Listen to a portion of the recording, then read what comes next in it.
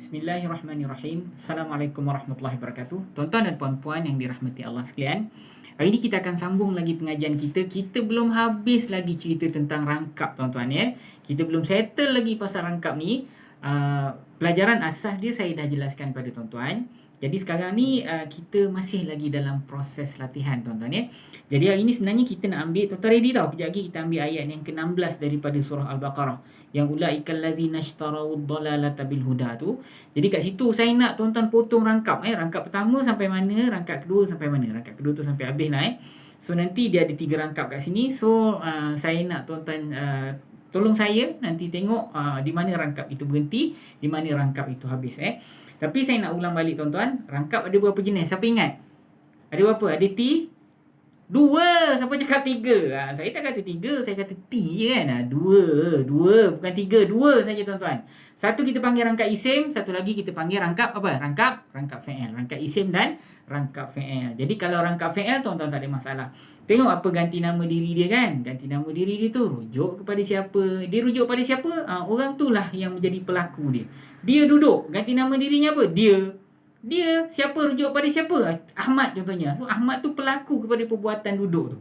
Ataupun mereka berlari. So mereka rujuk pada siapa? Mereka tu rujuk kepada pemain-pemain bola. Jadi maknanya pemain-pemain bola tu lah dia punya pelaku kepada perbuatan berlari tu. Faham tak Jadi itu asas kita ada tambahan tentang perkara tu. Nanti saya jelaskan tuan-tuan, ada kita panggil fi'il majhul. Apa dia fi'il majhul? Nantilah kita jelaskan Tapi yang penting untuk hari ni tuan-tuan tahu. Kalau rangkap tu rangkap fi'il tak ada masalah. Tengok mana fi'il dia, kemudian apa ganti nama diri dekat dalam tu, ganti nama diri tu rujuk kepada siapa? Rujuk pada siapa tu lah pelaku dia, dan kemudian tengok ada maf'ulun bih ataupun tidak. Nanti kita bahas mula tentang perkara tersebut. Tapi fokus kita sekarang ni ialah tentang rangkap isim. Betul ke tidak? Rangkap isim, rangkap ada 2 jenis. Satu rangkap isim, satu rangkap fi'il. Rangkap fi'il ni tak ada masalah, selalu kita buat. Okey, rangkap isim. Nak kena cari berapa maklumat tuan-tuan? Rangkap isim kena cari 2 maklumat. Yang pertama, subjek dia mana? Subjek dia tu ialah siapa yang kita nak ceritakan. Ali. Dia lah Ali lah. Kenapa dengan Ali? Gemuk. Apa khabar tentang Ali? Gemuk. Subjek dan khabar tu kena cari. Rumah itu. Kenapa rumah itu? Besar. Itu Ataupun pokok cherry yang rendang itu. Itu subjek dia. Bukan pokok cherry Bukan pokok cherry pokok cherry yang rendang itu subjek dia tuan-tuan kena beritahu. Kadang-kadang panjang, kadang-kadang pendek je. Kalau pendek tu macam Ali, Ahmad, rumah itu itu pendek lah. Tapi kalau pokok cherry yang rendang itu contohnya, okey, itu subjek dia. Okey, khabar di mana? Kenapa dengan pokok cherry yang rendang itu? Tombang contohnya. Itu dia punya apa kita panggil, dia punya khabar dia ataupun predikat. Kadang-kadang predikat atau khabar itu panjang tuan-tuan, tak ada masalah lah. Pokok cherry yang rendang itu, kemudian dia punya predikat, dia punya khabar dia pun panjang.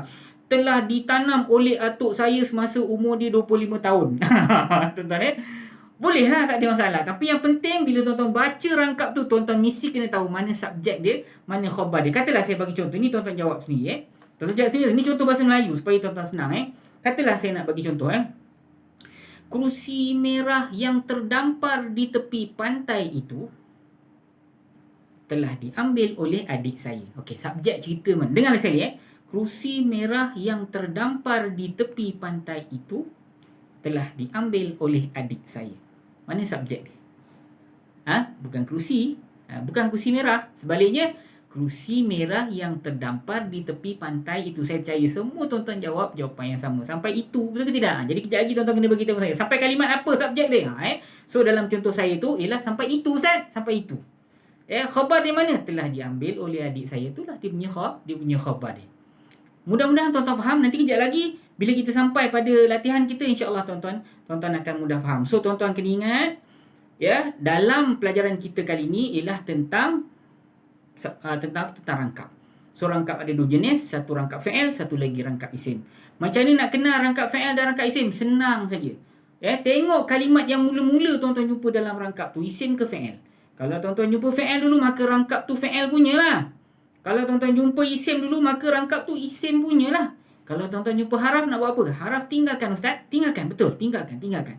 Dia perlumbaan itu hanya antara isim dan fi'il sahaja.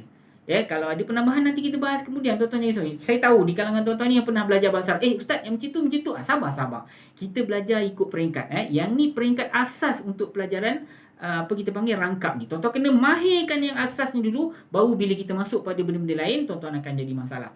Baik, katalah nanti ni pelajaran minggu depan tiba-tiba Ustaz, saya jumpa subjek dia tuan-tuan. Ustaz, saya jumpa subjek dia Ustaz. Subjek tu isim biasa Ustaz. Tapi baris dia bukan baris depan. Dia bukan marfu'. Macam mana Ustaz? Ingat tak? Kita jelaskan pada tuan-tuan, baris asas untuk subjek ialah marfu', baris depan, dhammah, betul ke tidak? Baris asas untuk khabar marfu' juga Ustaz. Contohnya Ali gemuk, subjek dia Ali kan? Ali you. Gemuk u. Ali kenapa dia baris depan? Sebab dia subjek. Walaupun dua-dua baris depan, tapi penyebab dia berbeza tuan-tuan. Ali dapat baris depan, dapat pangkat marfu' sebab dia subjek. Tapi gemuk dapat pangkat marfu' juga sebab apa? Sebab dia khabar. Jadi baris asas untuk subjek ialah marfu'. Pangkat asas untuk subjek ialah marfu'. Pangkat asas untuk khabar pun marfu' juga. Betul ke tidak? Tapi tiba-tiba tuan-tuan tengok, Ustaz ni subjek ni Ustaz, ni kalimat pertama dekat dalam ayat ni. Dalam rangkap ni kalimat pertama. Pasal apa Ustaz dia tak baris depan? Ustaz kata kalau subjek kena baris depan. Itu kita belajar minggu depan. So minggu ni saya nak buat latihan sampai tuan-tuan mahir. Subjek khabar. Ustaz ni rangkap isim. Subjek khabar dia mana? Ustaz ni rangkap fi'il. Rangkap fi'il tu cari apa ganti nama diri dia, rujuk pada siapa, ada atau tidak maf'ulun bih, itu kita dah buat lama kan. So hari ni tuan-tuan ready Hari ni kita baca ayat yang ke-16 daripada surah Al-Baqarah insya-Allah So sebelum tu saya nak tunjukkan diagram yang telah saya buat, diagram yang ni juga. Diagram yang apa tentang rangkap tu. Kemudian kita akan masuk ayat insya-Allah. Okey, tuan-tuan tunggu sebentar lagi insya-Allah.